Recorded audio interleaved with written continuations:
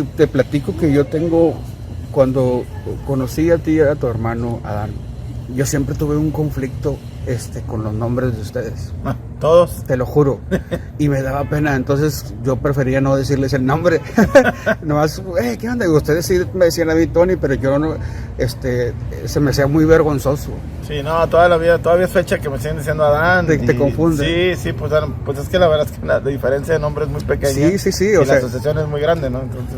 Y lo mismo, actividad, músicos, etcétera. Exacto. Entonces, si de repente se me sale, no es intencional. No te preocupes, no, sin problema. Porque ahorita ya sentí así como que sí. El pudor.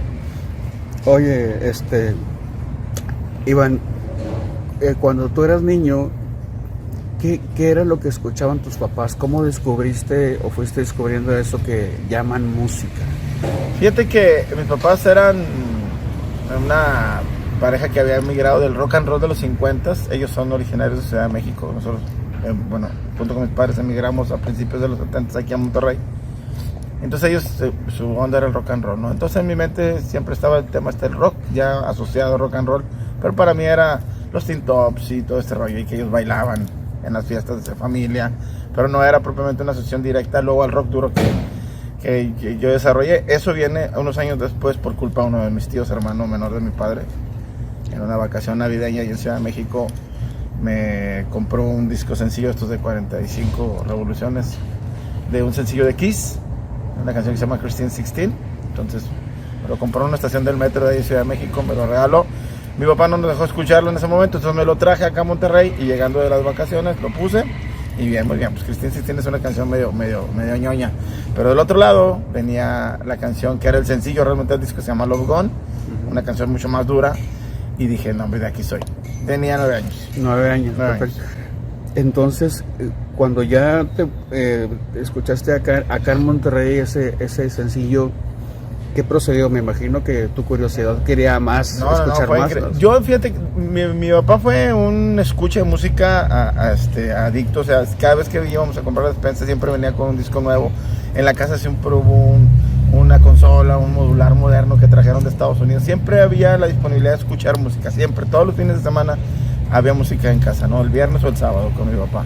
Y a veces nos daba oportunidad, bueno, tráete uno de tus discos, como para darte la oportunidad, ¿no? Entonces en aquel tiempo de niño, pues la música que yo escuchaba, pues era música que había aprendido de mis padres, no era música propia.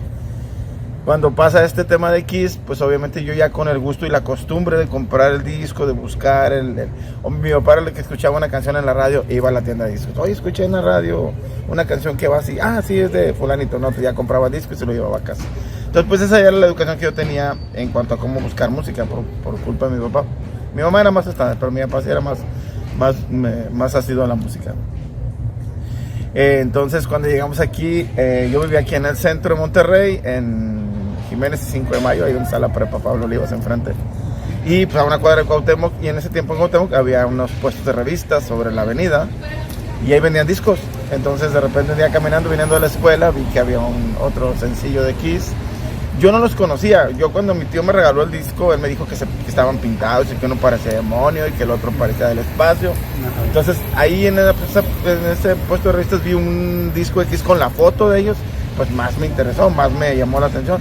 Entonces lo compré y lo llevé a casa y no recuerdo ahorita qué sencillo era. Creo que era un sencillo sacado de uno de los en vivo. Y así empecé, luego de ahí me empecé a pasar a los LP de Kiss. El primer sencillo que te regaló un tío tuyo, dijiste, no venía la portada. No venía la portada. No venía el logo. No, eran esos discos que venían en una bolsita de plástico que traían solamente el logo de la compañía de discos. Ajá. Y el acetato adentro con la etiqueta, pero no tenía foto, no tenía nada. Yo me quedé con la historia que me contó mi tío, pero hasta que no lo vi en el puesto de revista, ubiqué por el nombre, ¿verdad? ¿Te acordaste de cómo te dijo? Me acordó cómo era, y no, pues allá sabes, mamá, cómpramelo. No, pero no tengo dinero y cómpramelo. Bueno, total, me lo compró y ya llegué, lo puse, ya me acordé, era el sencillo de una canción que se llama Strutter, era una nueva versión del 78, es que te digo fue entre el 78 y el 79, esa Navidad. Que tengo la referencia, yo no sé cómo te tocaría a ti, pero tengo la referencia de que esos sencillos eran los que iban a promocionar los promotores a las disqueras o a las estaciones de radio. Y eran gratuitos.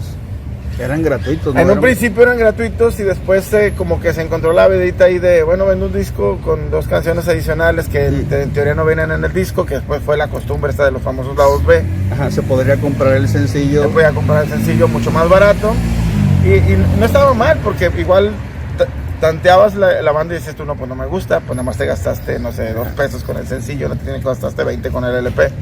Pero no, pues en aquel tiempo eran tan buena la música, y no quiero decir que ahora no lo sea, pero me refiero que era tan estrictas las disqueras en lo que se ponía en el acetato por el tema del tiempo, solamente eran 22 minutos por lado en un LP, que pues, lo que ponían ahí era lo mejor que había.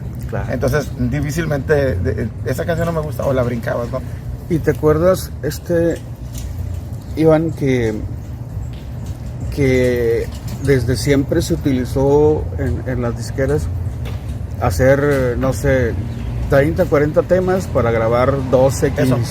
O sea, todavía era depurar de todos los que sacaste para el nuevo disco y dejar casi 15 rolas fuera y agarrar 15 o 12. Y cuando se sacaba el sencillo, por ejemplo, del que se elegía como sencillo a promocionar, primer sencillo, veces se ponían canciones que se quedaron fuera del acetato final, ¿no? Como que en las ediciones especiales o una versión especial, ¿no? Pues lo que después se llama coloquialmente el lado B. Es que tienen un lado B muy bueno, o sea, quiere decir que es una canción que no vino en el disco, que se puso en un lado B de un sencillo y que era igual de exitoso, ¿no? ¿Viste otro disco? ¿Era disco de Kiss ya sí, con sus era otro sencillo, imágenes? ya con una foto de ellos, entonces dije, sí, por supuesto, no, pues sí, de Kiss quiero ser fan.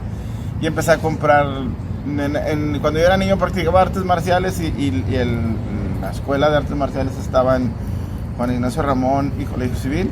Entonces enfrente tenía una tienda comercial del Sol y esta tenía tienda de discos, entonces salíamos siempre del entrenamiento y le decía a mi mamá, voy a los discos, y pues yo bajaba a ver qué me encontraba.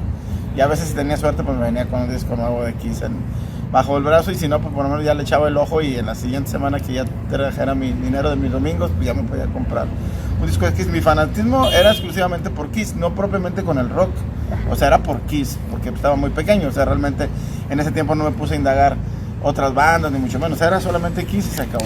Yo creo que porque a mucha raza le tocó eso de la música, pero era el gancho como de verlos como superhéroes o como extraterrestres, o la imagen de Kiss, pues sí, obviamente. Claro, sí, como si fueras fan de un cómic, ¿no? A esa edad. Como que iba pegado con la música, sí, ¿no? Sí, y luego pues al poco tiempo sacaron una película que estuvo en cines que se llamaba El Fantasma del Parque, algo así, que era muy mala, por cierto. Pero bueno, salía Kiss y al final estaban en un concierto, entonces pues era difícil en aquel tiempo tener tanto acceso. Bueno, más aquí en Monterrey, yo recuerdo que la siguiente Navidad que fui para Ciudad de México, uno de mis primos que le importaba 3 pepinos la música de Kiss, tenía un portafolio lleno de puros pósters que se encontraban en las revisterías ahí en Ciudad de México, y los compraba y él coleccionaba todo de Kiss, pero no se sabía ni una canción, pero le gustaba la imagen de Kiss, ¿no? Todas las fotos que hacían pues con los trajes y las poses. Nunca me regaló ni un póster, pero yo sí era fan de la música. Y luego, ese siguiente año, el mismo tío que me regaló el de Kiss me puso un disco en vivo de Queen. Él ya era fanático de Queen, él me lleva 9 años, entonces él ya tendría 18 tal vez. Y nada más se salía la familia y se quedaba el disco disponible y lo ponías a Queen.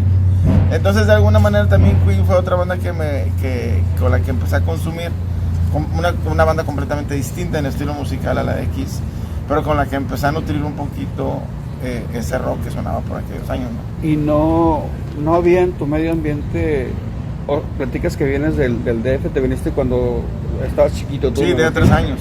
Pero tus papás, por ejemplo, no escuchaban salsa, cumbia, que también es muy típico de allá. Fíjate que mi papá escuchaba mucho. Mi mamá era muy estándar, lo que sonara estaba bien. Mi papá le gustaba mucho porque se usaba mucho en aquella época la música instrumental, o artistas de música instrumental tipo Ray Conniff, Frank Purcell, un trompetista que se llama Jean-Claude Borelli, Herb Alpert. Él le gustaba mucho, entonces yo empecé a conocer mucha musicalidad orquestal y todo esto a través de los gustos de mi papá por esa música.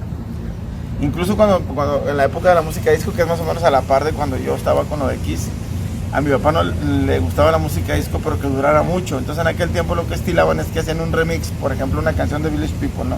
Que en el disco duraba 4 minutos, compraba un sencillo que era en realidad de 12 pulgadas, que duraba 15 minutos la misma canción porque era un remix y remix y remix, que era mucha música pues para que la gente bailara, ¿no? Claro. Entonces yo fue donde ahí empecé como a agarrarle gusto a la música, más por la música que por el estilo. Pero mis papás, al ser de feños, pues les gustaba el mambo, el cha-cha-cha, era lo que casi siempre sonaba en las fiestas familiares, La ¿no? salsita de... Fíjate que salsa no, No, ¿tú más no? mambos y cha-cha-chas era lo que les gustaban a mis papás. Porque ya son bien salseros. Sí, ¿no? sí, sí. Bueno, a lo mejor ya fue en los 90. A lo mejor después, pero sí, en las fiestas familiares, aquí y allá, siempre el mambo y el cha-cha-cha era obligado para que bailara la familia, ¿no? Entonces digo, ese tipo de música pues la tengo, digamos que impresa en el ADN musical de la infancia, pero no era la música que yo perseguía.